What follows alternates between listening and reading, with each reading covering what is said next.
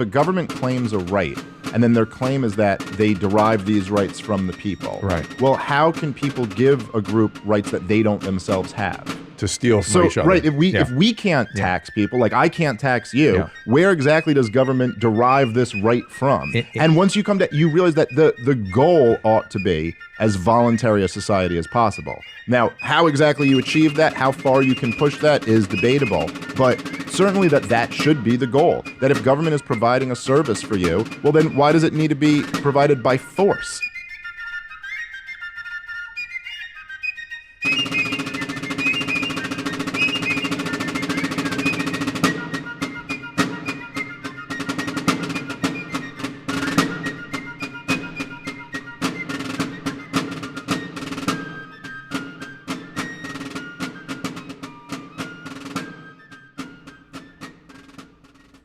Well, hello there, Kershaw County. Friends and neighbors, boys and girls. Been a good while, hasn't it? I think my last video was, I don't know, maybe November. When we had figured out that I had cancer and did radiation treatments and one chemo, and my hair started coming out and we had to cut my hair off. And today is February 23rd, 24th, something like that, 2025. Donald Trump's now in office, and you know, things are moving quite fast. I'm actually pleasantly surprised. I'm happy with what appears to be happening with the Trump campaign. I mean, some of the things I like, of course, and some of the things I don't, I question. I do like this DOGE thing, DOGE, government efficiency. I see some of it. I don't see anything concrete out of it, but I mean, he's only been in 30 days. But, you know, if they can slash the government, I'm all for that. One of the things that worries me is they're talking about $500 billion worth of initial investment into AI. And then you think about the jobs that all the people in government are doing right now. I mean, virtually all of them can be done with AI, except for, you know, a few pothole fillers and maintenance people and that kind of thing like that. So, you know, are they going to get rid of all these people and then AI take over that job? And so you still have all these departments. It's just that AI runs the thing. And for you to be able to, you know, correspond with your government that's up by and for, you gotta have one of these here smart-ass phones. And then when, you know, RFK Jr. getting in there, and he's gonna do his thing in there and make the medical industry straight again, and straighten out the insurance companies, and make the vaccines safe if they can, at least make them test for them where they never tested anything. And all your records going to be on the smart-ass phone.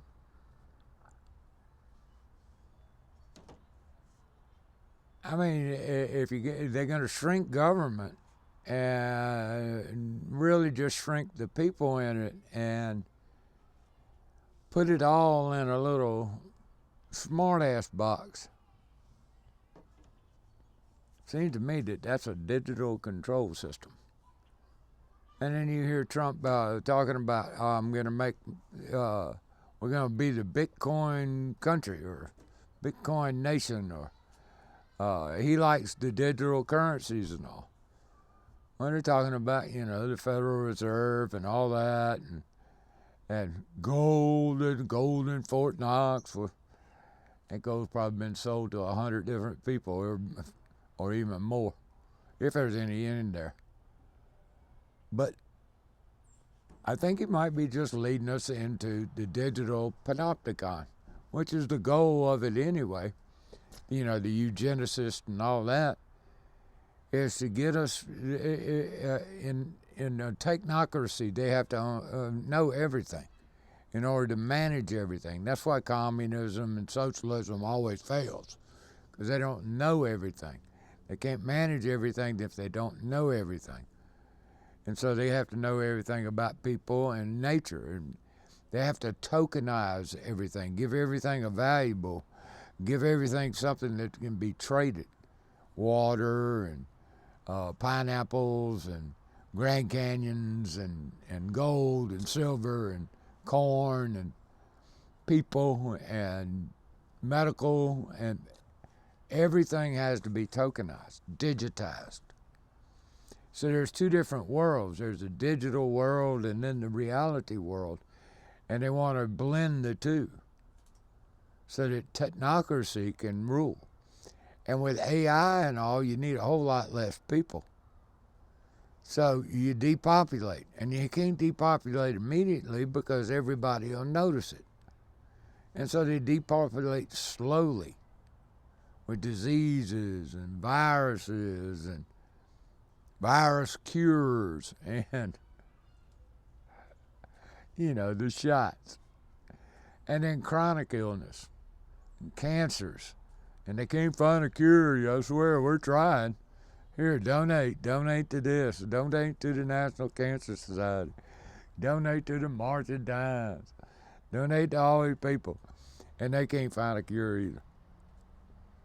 So it's a slow depopulation. War is a good depopulation, and the longer it goes, the more depopulation they can do, and also the more money the billionaires, psychopaths can make. So what's Trump doing? I mean, could be all part of a scam. It could be he's actually doing what he's saying he's going to do, and man, I'm all for shrinking government. I'm all for getting rid of government.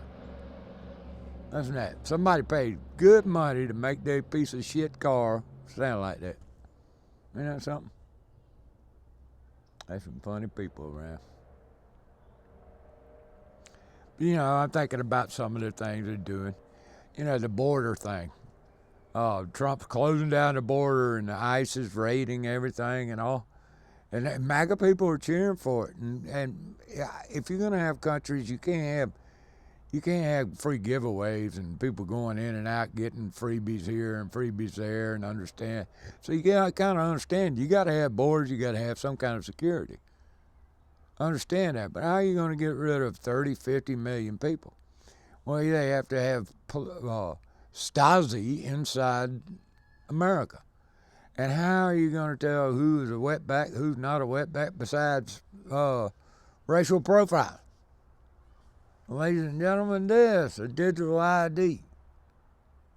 And everybody's going to have a digital ID, and you're going to have to show your papers, please, traveling around inside the country. We already got to do just about all that just to fly on an airplane, including drop your drawers and let them look up your ass. So is this a double-edged sword?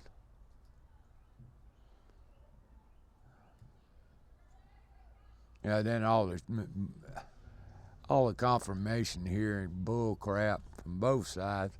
It's so funny how the R's will play one way and the D's will play another way. Yeah, it's just a clown show at that place. Clown show that bought and sold political whores, with very few exceptions.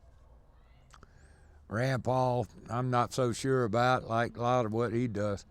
Only one in there that really, really 100% stands on principle is Thomas Massey. Justin Amash is a little, he ain't too awful bad. But Thomas Massey is the man in the house. Oh, let's see, at the state level. No, let's go up to DOGE thing again, the government efficiency. You know, they talk about the penny, getting rid of the penny. A penny costs 3 cents to make. Let's get rid of the penny, y'all. Well, sounds like a pretty good idea, don't it? Well, then, how much does it cost to make a nickel? Well, it costs about 14 cents to make a nickel. So let's get rid of the nickel. How about the dime and the quarter and the 50-cent piece and the dollar?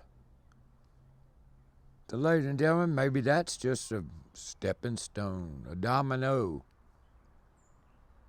on the road to digital currency and more control over you and me. It's okay when a good guy's in there. Not so good when a bad guy's in there.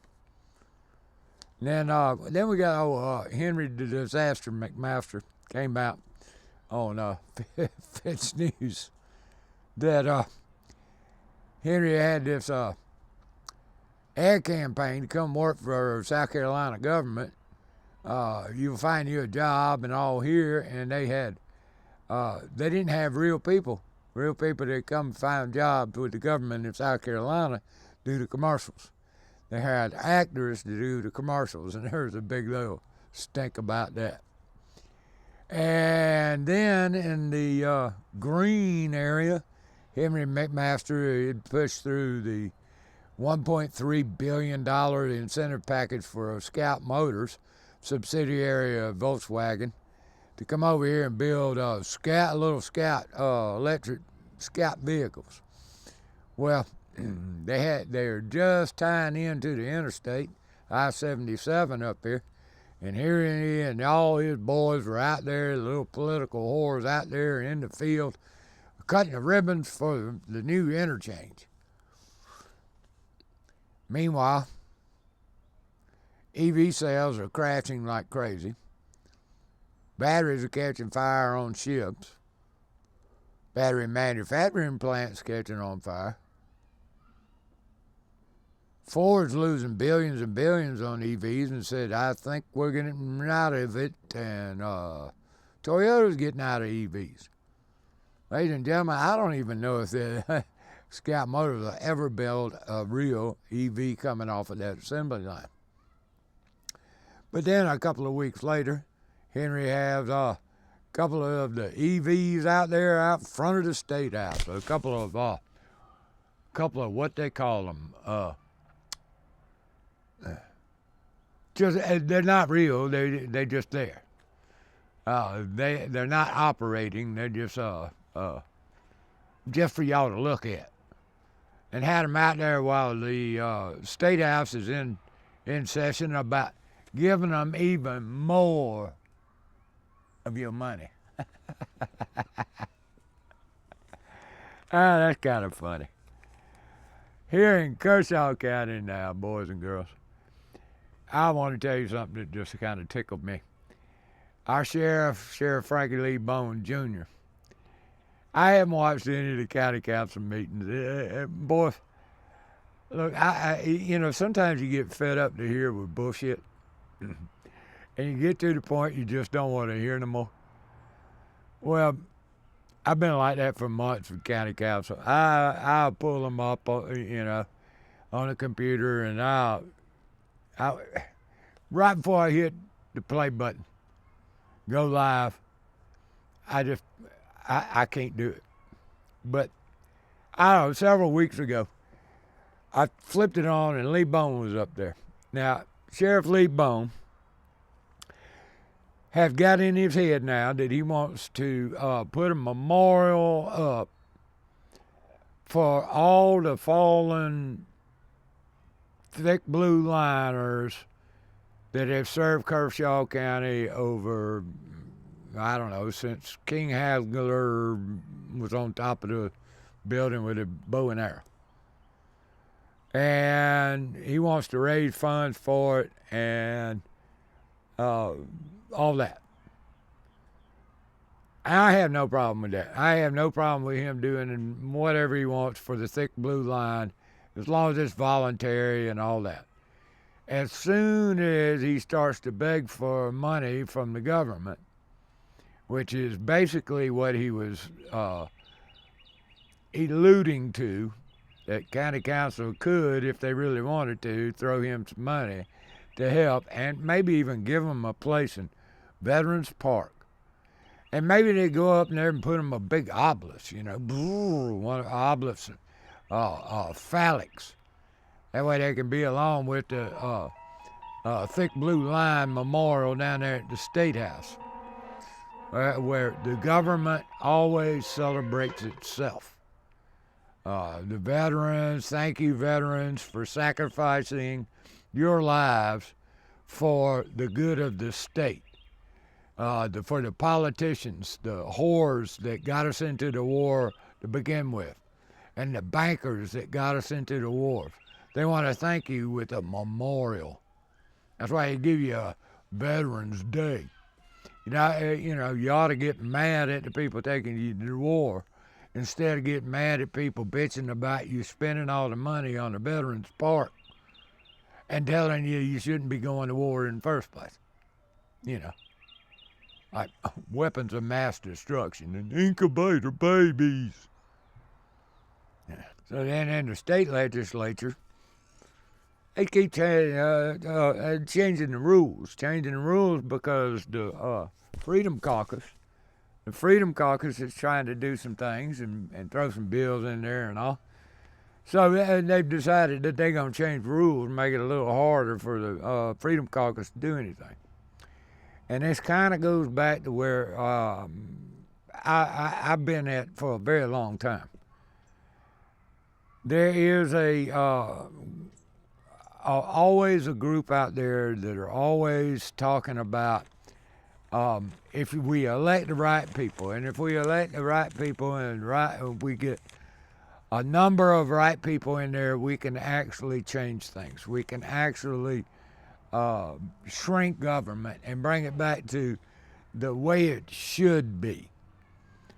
And for a very long time now, I have, shall we say, begged to disagree. Because, ladies and gentlemen, from what I've seen in all my years, messing around in politics and all that, is that you're going to get a few number and a number of freedom people, a number of people that think smaller government and all that. And that number will go up and that number will go down and it'll go up and down. And like in the Tea Party days, the numbers went up and then the Tea Party faded away and they went kind of down a little bit. And then right now they're kind of seeing another surge, but nothing really changes. So I don't believe that you're ever going to reach critical mass to the point that you can actually make the fundamental changes to shrink the government, to cut back on the tyranny and expand liberty. Maybe this DOGE, maybe the Trumpians, maybe this is just it. Maybe this is the hopium.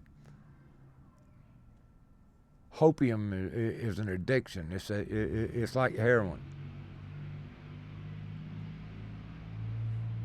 Hear that?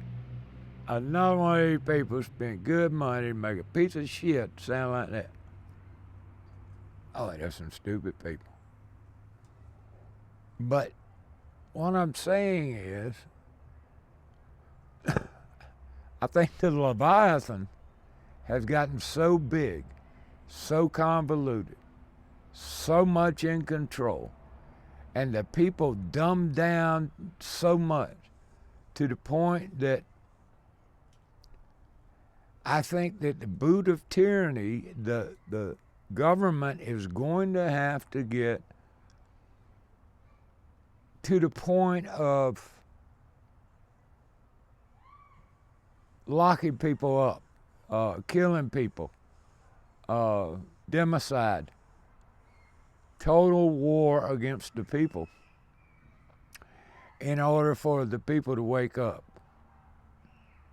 I don't think that we're going to see this done in a peaceful manner. Although I hope it is. I hope Donald Trump is the God sent him down here, made the old devil miss him with a bullet, and the guy that was down there at the golf course got distracted by some girl in a bikini, and the FBI got him. I really do. I really hope Elon Musk is not just making billions and billions and billions doing space weapons and all that for DOD, and he really wants freedom and liberty. I really hope RFK Jr. can straighten out the medical industry and get them away from this hell-bent on all profit at the cost of chronically ill humans. I really do. I really hope for all that. Do I have faith in any of them boys and girls? Hell no. Hell no. Lord says, don't have any faith in any of these men. And I don't. I pray for them. He also says pray for them, and I pray for them. I pray Donald Trump and all of his boys and everything are telling the truth, and that they can clean up this mess and get us headed in the right direction. And Lord, I do pray that the other ones, the dirty, rotten criminals, come to their senses and help. Do I have faith that they're going to do that? No, but Lord, I pray they do. On another note, my cancer is doing very well. My treatment's actually doing very well. The treatments that we're doing ourselves, recommended by, the crazy Looney Tune doctors out here, Macus's and John Campbell and some of his guests and McCullough and all them. Ivermectin and mebendazole and fenbendazole and turkey tail and the list. I might see if I can put a picture of a list, screenshot of a list of different things that I'm doing, and has led the doctors to be kind of surprised, befuddled, and excited, if I would put it that way. We had a visit with an oncologist. The oncologist, I don't know, a couple weeks ago. And we had managed to get a CT scan because of some of the chest pains that I was having. And lung cancer, I guess you gotta have some kind of pain.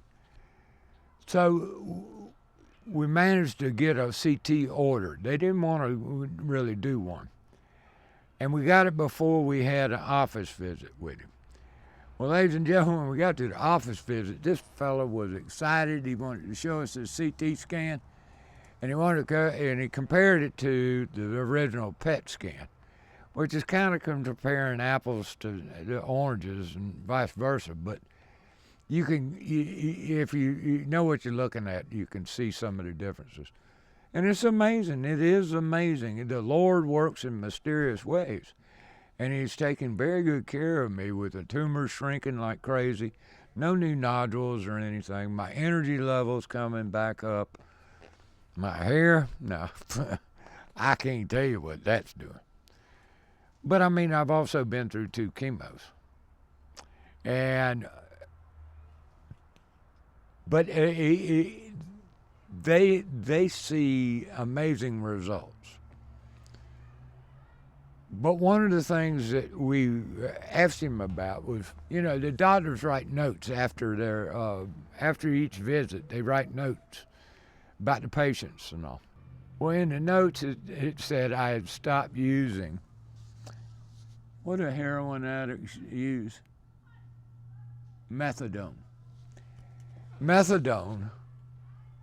Because I was taking chemotherapy. Now, ladies and gentlemen, I'm not a heroin addict, never have been, and I don't do methadone. So we told him, said, Doc, in your notes here, you made a mistake. I said, look at it. I asked him point blank. I said, Doc, do I look like a heroin addict? And Josephine said, hey, don't ask him that right now. You kind of do. That is kind of funny, isn't it? I look all kind of shriveled up and everything like a damn crackhead or something. Anyway, he said, no. And he had to go find his notes because he doesn't write his notes. He said, I don't write my notes. And we kind of understand that. They dictate their notes. But Josephine said, yeah, we understand that. You dictate your notes. And by that time, he sees that it's methadone, not mebendazole, which is what I've been taking. And he said, well, MUSC had put a app on his phone that it was an AI that listens to the doctor-patient conversation and then writes his notes. And ladies and gentlemen, he doesn't even read the damn notes. And he went to try to fix the error that AI had made and could not figure out how to do it. Now, Josephine and I are sitting there in shock. What the hell? And I said, look at it, Doc. You know a guy named George Orwell or Huxley? And he said, 1984. I said, yes, sir, big brother. I said, you know what? You might as well be a hologram or a robot. And that's soon going to be true. In other words, they don't need you. This is what we were talking about their guidelines and protocols and how they're inside of a box, and they don't look outside the box. There's no other medical stuff outside of this box. I'm not allowed to look at it. I have blinders on.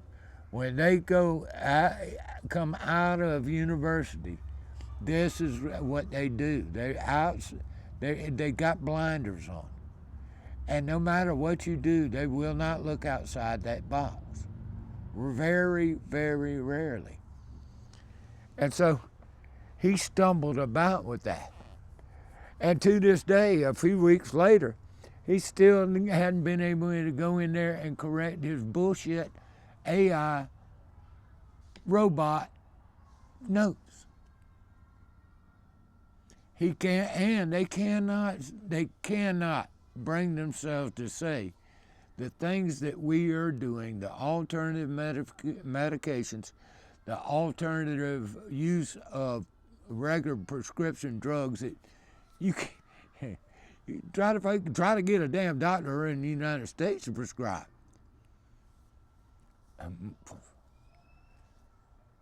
Ladies and gentlemen, the whole thing is screwed up. And these doctors are just blind as they can be. You know, God works in mysterious ways. And after all these years fighting government, here I am in the cancer world, and I can see what the government has done, and government and corporations and the public-private partnerships that have been made over the many decades that have now stomped out the general practitioner to a point where everything's the corporation. Everything is code. Everything is about the dollar. Everything is about chronic illness. Everything is ruled and regulated to the point where this is the human. And it's leading us to guidelines and protocols that are all run by robots and AI without any concern, any empathy for the individual or a human life at all. In the meantime, your county council and all goes by and they're blinded. They have no idea any of this shit's going on. People dropping off and just sudden deaths here and there for all kinds of different reasons. all-cause mortality is still up 40, 50, 60%.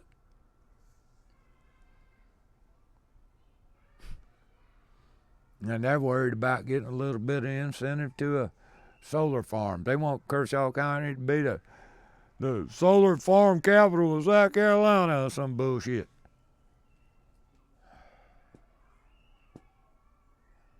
Tourism. I want to talk about tourism. Everybody's strapped to the end and they're talking about tourism. So, I haven't been on in a while. I'm not feeling better. I think I'm going to get on and we'll talk a little bit. A lot of things have happened since I was diagnosed in August. The time flies by and the world's going faster. It's getting exponential. The changes we're going to see in the next 2, 3, 5 years, and the world around us is going to change to a point where you're not going to recognize it, and you're probably not going to want to be here. Unless, and I hope and pray it's true. And that's Donald Trump, Elon Musk, and the DOGE.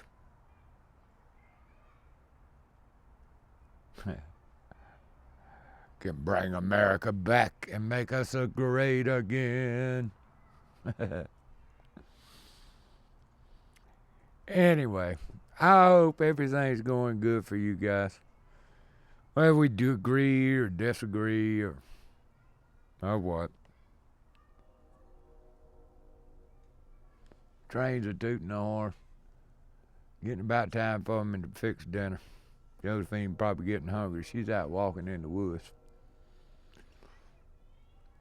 Guess I'll leave it there, boys and girls. Until next time. Liberty dies when you remain silent. When the order is given to censor your mind, as free speech is forbidden, as martyrs for peace from the world will be driven.